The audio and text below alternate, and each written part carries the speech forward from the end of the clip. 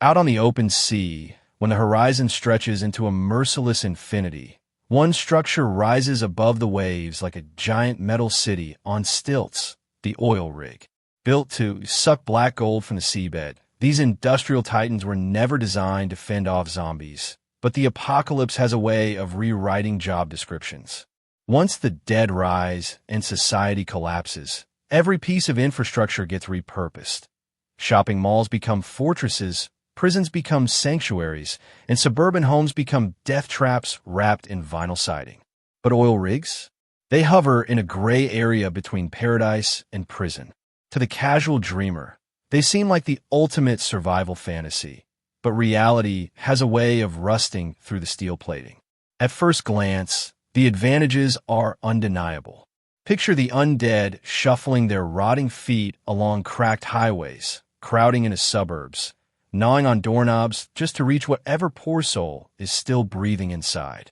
And then picture yourself sipping stale coffee on the deck of a rig, miles away from shore, with nothing but salt water between you and the hungry hordes. The ocean becomes your moat, your fence, your electric barrier, and the best part is that zombies can't swim. They don't dog paddle. They don't learn how to build rafts out of driftwood. At most, they stumble into the surf and bumble around until waves knock them down like bowling pins. By sheer geography, you are untouchable. On land, every door and window is a potential breach point. Offshore, every mile of ocean is a buffer zone thick enough to swallow entire armies. Then there's the height advantage. Oil rigs don't just float, they tower. Platforms stand dozens of feet above the waterline, accessible only by narrow ladders or hoists that would test the motor skills of even the most determined corpse. Zombies can climb fences, batter down doors, and eventually pour through windows. But climbing slick metal ladders in a storm? That's Olympic-level coordination, and the undead are lucky if they can remember which way is up. Defending an oil rig requires little more than posting someone by the ladder with a crowbar and enough boredom tolerance to last through endless days of waiting. You're essentially playing king of the hill, except this hill is reinforced steel and the losers don't respawn. Durability is another jewel in the rig's rusted crown. These constructions are engineered to withstand hurricanes, massive waves, and decades of corrosive salt spray. Compared to a rickety wooden cabin or the glass facade of a shopping mall, an oil rig is practically a steel bunker with a view. It's designed to keep storms at bay, which means it can also shrug off raiders with homemade battering rams or zombies gnawing futilely at its legs. Imagine the peace of mind, while survivors on land are patching leaky roofs with duct tape and salvage tarps. You're lying in a reinforced cabin that has already endured storms fiercer than anything the apocalypse can throw at you. Even the most desperate scavengers will hesitate before burning precious fuel just to reach you, especially when your fortress looks like a boss-level arena guarded by salt water and sheer distance. And let's not forget visibility. On land, danger has a way of sneaking up on you. Zombies appear from alleys, raiders from behind tree leans, storms from over mountains. On an oil rig, you live inside a 360 degrees panorama. Nothing sneaks up. A boat full of opportunistic scavengers is visible long before it becomes a threat. Suspicious debris drifting closer? You spot it before it touches the platform. Even the weather announces itself miles in advance, giving you time to prepare, retreat, or just batten down the hatches. Compared to land, where every horizon hides a surprise, the sea keeps everything in plain sight. Knowledge is power, and visibility gives you more of it than any high-tech surveillance system. Comfort, surprisingly, is also part of the bargain. Oil rigs aren't empty shells of metal beams. They're floating micro-cities. They come with kitchens, cabins, bathrooms, lounges, and sometimes even gyms. Survivors squatting in abandoned malls might brag about access to food courts and escalators, but oil rig dwellers can enjoy something resembling an actual apartment. With a little reinforcement, these rigs can feel less like improvised shelters and more like communities. You might even stumble across forgotten mattresses or working coffee machines.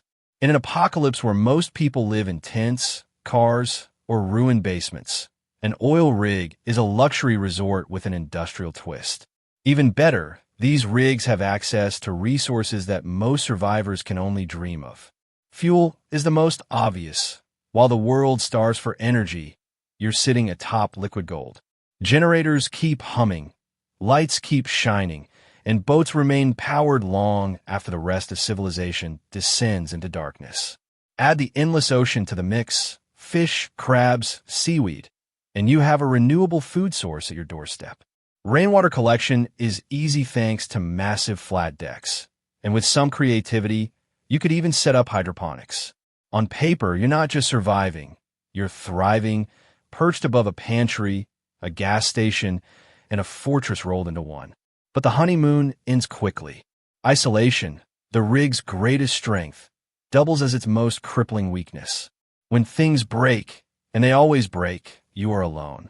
If your desalination system stops working, there's no emergency plumber to call. If your generator sputters, you can't order parts off Amazon. A toothache, a broken leg, or a simple infection becomes life-threatening in the absence of hospitals.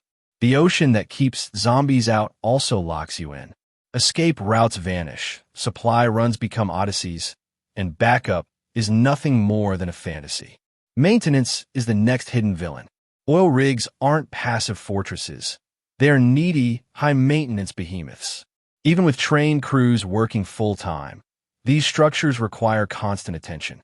Rust, salt, storms, all of it conspires to tear the rig apart. Without engineers, electricians, and mechanics, your fortress will degrade into a useless husk. Plumbing fails, filters clog, pipes corrode, and suddenly the ocean doesn't feel so friendly anymore.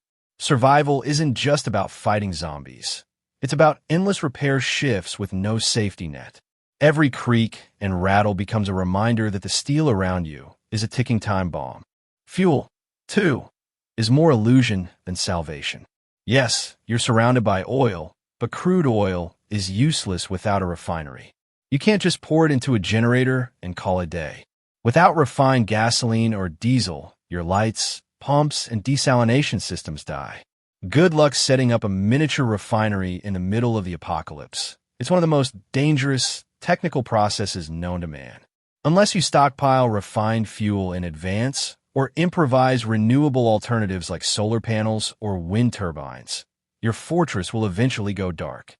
And when it does, you're just a group of desperate people sitting on a glorified scaffold above a very large puddle.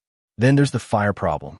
Imagine living in a fortress coated with oil residue, where every spark could trigger disaster. Without a trained firefighting crew or proper suppression systems, one careless cigarette could reduce your safe haven to a floating bonfire. Cooking accidents, electrical shorts, generator sparks, on an oil rig, they're not minor inconveniences. They're existential threats.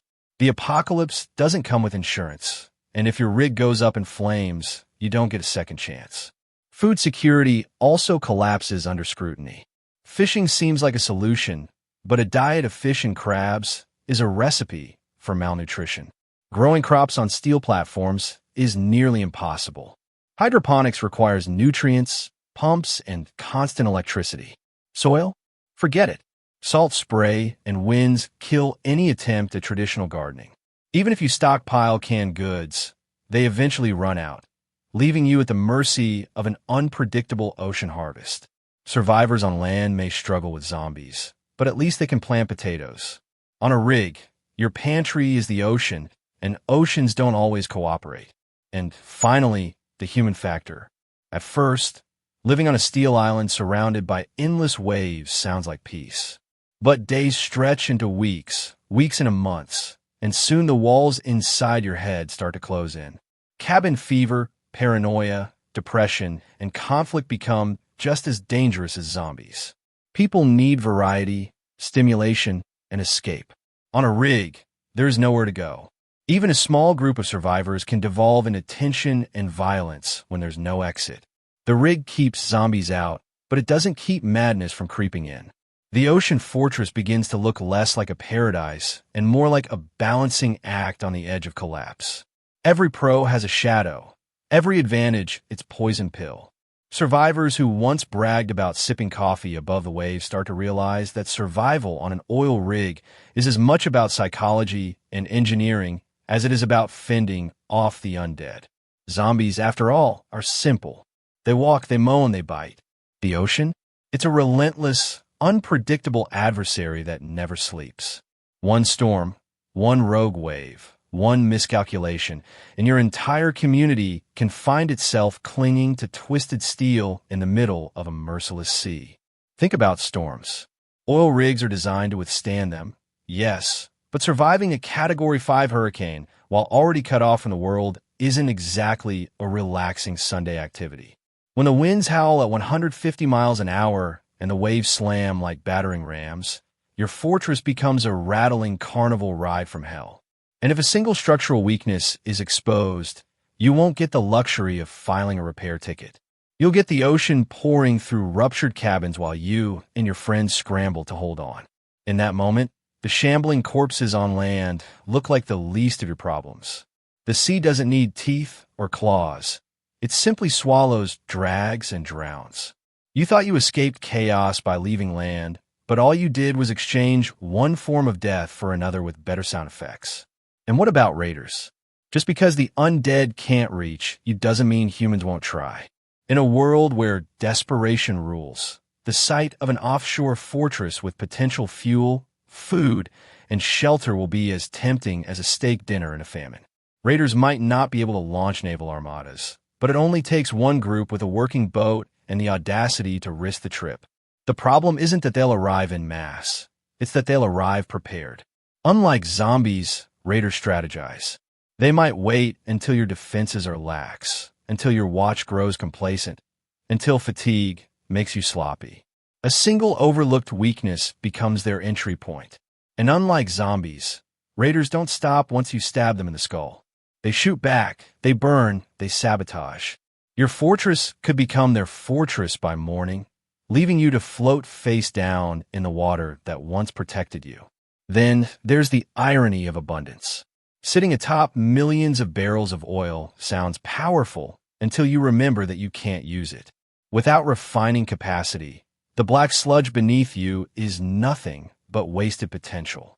It's like being trapped in a library during the apocalypse without knowing how to read. All that knowledge, all those resources, and none of it usable. Survivors may celebrate when they discover the treasure trove beneath their feet, but eventually they'll realize it's as useful as bottled water sealed inside a safe with no key. And by the time the last drop of refined fuel burns in the generator, the lights go out. Darkness becomes absolute, and with darkness comes fear. The fortress that once gleamed like a beacon becomes a cold skeleton surrounded by endless waves, a tomb waiting for its tenants. Let's not ignore the creeping issue of waste. Humans, in their infinite genius, produce a lot of it. Trash piles up. Sewage systems clog. On land, you can bury it, burn it, or dump it somewhere far away. On a rig, your options shrink. Dump it into the ocean? Congratulations, you've just poisoned your fishing grounds. Burn it? Great. Now your rig smells like a landfill barbecue, and the fire risk doubles. Store it? Eventually your fortress becomes more landfill than livable space. The apocalypse has a cruel sense of humor. Your biggest enemy isn't always the zombie at the door, but the pile of garbage you created while hiding from him. The human mind, though, remains the most fragile piece of machinery on any oil rig. The sea has a way of shrinking the world. Days blur into nights, and nights stretch into insomnia. Every view is the same. Gray waves, gray skies, steel walls. At first, this monotony feels like peace, a welcome escape from the chaos of land. But slowly, inevitably, it curdles into madness. Cabin fever creeps in like a silent infection. Paranoia simmers as minor disputes escalate into bitter feuds. A misinterpreted glance at dinner can spark weeks of hostility. With no escape, no fresh faces, no distractions, people unravel. History proves it. Explorers trapped in the Arctic, sailors stranded at sea, researchers locked in Antarctic stations. Isolation doesn't just test morale, it eats it alive. On a rig, You're not just defending against zombies or storms. You're defending against the slow collapse of sanity within your own group. Ironically, the biggest threat to oil rig survival might be boredom. Humans crave novelty, variety, stimulation. The apocalypse strips away entertainment, but land-based survivors at least have the distraction of constant danger. Every day is a new challenge, a new scavenging trip, a new encounter. On a rig, monotony is the norm. Fish today, fish tomorrow, fish forever. Staring at the same horizon until the horizon itself feels like a prison. That's when mistakes happen, not because of incompetence, but because the human mind rebels against monotony. A guard stops paying attention, a generator check gets skipped, a stove is left unattended. And in a world where one mistake equals annihilation, boredom can kill faster than hunger. Even if you manage the mental strain, the logistics eventually crush you. Food is the most obvious. Fish might sustain you for a while, but the ocean isn't infinite in its generosity, and diets lacking in variety lead to scurvy, malnutrition, and general misery.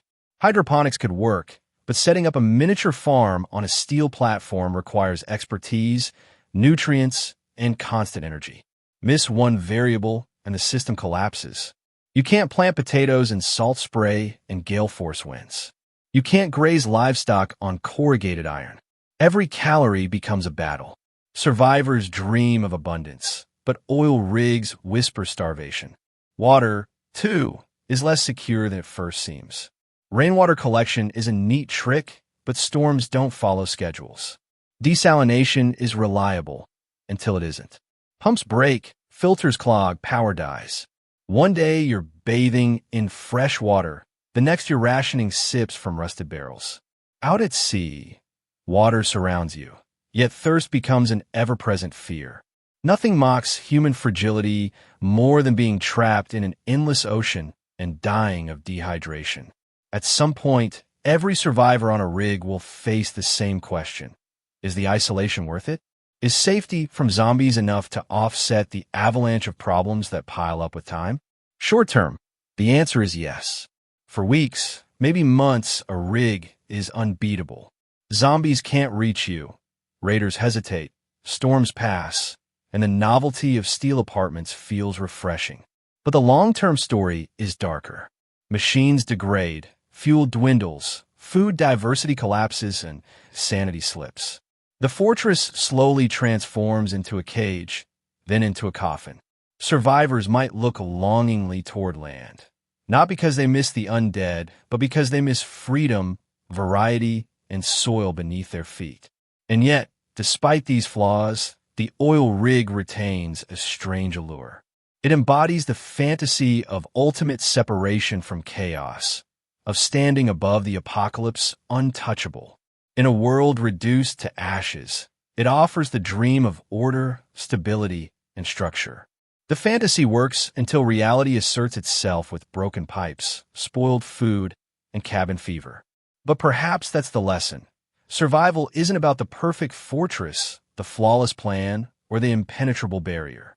It's about adaptability, creativity, and endurance. An oil rig can work if you have the right people. Engineers, farmers, medics, leaders. It can fail spectacularly if you don't. It's less about steel walls and more about human resilience. So, are oil rigs good in a zombie apocalypse? The answer sits somewhere between genius and folly, between fortress and trap. They are bastions of safety in the short term, nightmares of logistics in the long term. For the prepared, they offer time, precious time to regroup, to strategize, to breathe. For the unprepared, they offer nothing but a slow descent into isolation, hunger, and despair. The ocean doesn't forgive. It doesn't negotiate. It waits. And one day, it will claim your fortress as surely as the undead would have claimed your home. The oil rig is neither salvation nor damnation. It's a gamble. And in the apocalypse, every gamble eventually comes due.